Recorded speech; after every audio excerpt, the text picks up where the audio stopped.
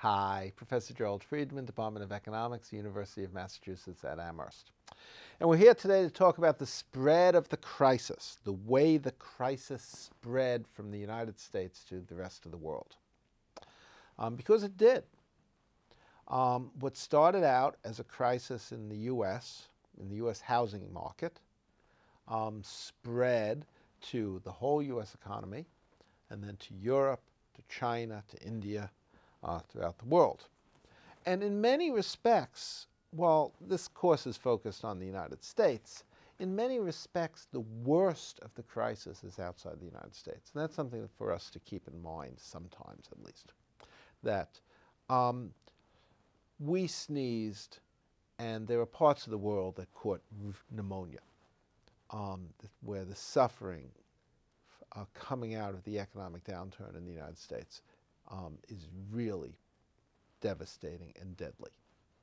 And it's also worth noting that whatever recovery we've had in the United States hasn't spread to most of the rest of the world. In fact, and we'll talk about this time and next time, the rest of the world is heading towards a double dip recession that may end up dragging us back down, but we'll see. Okay. How did the crisis spread? There are three elements to think about here.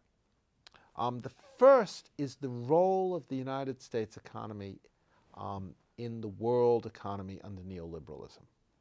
Remember, premises of fundamental goals of neoliberalism reorient economic policy away from fighting unemployment towards fighting inflation. Deregulation of industry and financial markets, a tax on unions to redistribute wealth and income from working people to the rich. All of this, the focus on anti-inflation and the redistribution of income reduces domestic demand. We've talked about that for the United States. It's the same process in Germany, the same process in China, the same process in Britain, and to some extent in France, where neoliberalism has hollowed out economies, reducing demand for domestic demand. So what do businesses do? They export.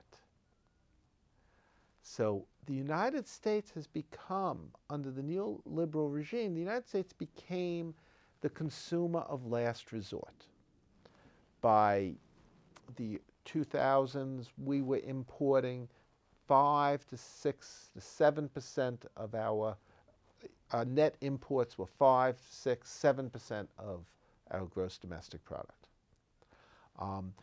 For the United States, this meant low prices. People go to Walmart. We buy stuff from China instead of making it at home. All kind of interesting and strange. It means Europeans and Chinese taking our money instead of our goods. Kind of a weird world, but okay. For the Chinese and the Germans, it means that they are selling to the United States stuff that their workers do not have enough money to buy. What happens when the U.S. stops buying? Right away, they start closing down factories and assembly lines in China. They start closing businesses in Germany. Our recession becomes a world recession because the world has been depending on us to consume the stuff that they make. That's mechanism number one. Reduction in U.S. demand becomes an economic problem for foreigners who have become dependent on the U.S. market. Mechanism number two, which mostly affects third world countries like Mexico, Central America, to some extent China, the Philippines, the Caribbean. These countries send workers to the United States in huge numbers. Under neoliberalism, their agriculture has been swamped with the products of American agriculture. That's the way the NAFTA Accord worked, North American Free Trade. Iowa farmers send corn down to Mexico. Corn prices in Mexico drop. Mexican farmers can't make a living on their plots. They go to work in California picking strawberries. What happens when Americans stop buying strawberries? You know, the Tea Party people go around complaining about undocumented immigrants, whatever. But these people are essential for the economy of many third world countries because the money that they send home supports Guatemala, supports Jamaica, supports the Philippines. These remittances stop. When the U.S. economy slows down, those workers are laid off, becomes an economic problem for those countries. Third mechanism, financial linkages. Remember, neoliberalism, deregulation of financial markets. People in the United States got upset when they saw that a lot of the money going to the financial bailout didn't go to U.S. banks, went to foreign banks, Deutsche Bank, UBS, Paribas, and other Barclays. European banks and banks in East Asia got a lot of the money from the U.S. bailout of the financial sector. That's because they were so heavily invested in U.S. securities and in the U.S. financial sector. So when AIG was bailed out, to of $200 billion or so that the U.S. government has pumped into paying off insurance claims that had been underwritten by AIG, a lot of those went to foreigners. Well, what does that tell us? It tells us that foreign banks were very heavily invested in the U.S. financial sector. As much as half of the losses suffered in the financial sector was suffered by foreign banks. What do those banks do when they're losing all this money? They cut back their lending.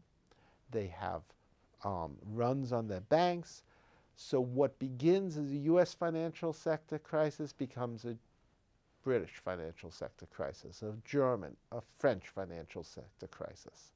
Not so much a Chinese one. The Chinese kept tight restraints and tight restrictions on their banks. Communism does some things right. Maybe that's the only thing. But in general, this is the third mechanism of the transmission of the U.S. crisis, through foreign banks suffering through the U.S. financial crisis, and also, well, Americans like to think, oh, Citigroup or Wells Fargo, these are American banks? Bank of America? Not so much. Not so much. A lot of the financial activity in Europe has been done by American banks. Just like the European banks come over here, American banks go over there. American banks suffer losses. They retrench on their foreign operations. So the whole banking sector throughout the world is integrated. When you have an earthquake in New York, you have something like Lehman Brothers, you have crisis all over. I'll just close by pointing out that a lot of the problems that Lehman Brothers had came out of their London office. There are about 24 guys and women in London who are underwriting all these, exotic derivative activities that generated a lot of profit for Lehman Brothers in 2005, 2006. In 2007, they started losing tons of money. And that was part of what brought Lehman Brothers down in the first place. The point is, it was done in London. Financially, the world is very integrated. That's part of what neoliberalism is all about. So what happens in the United States became a problem for everybody else, with often very bad consequences, which is what we'll talk about next time. Thank you. Have a nice day.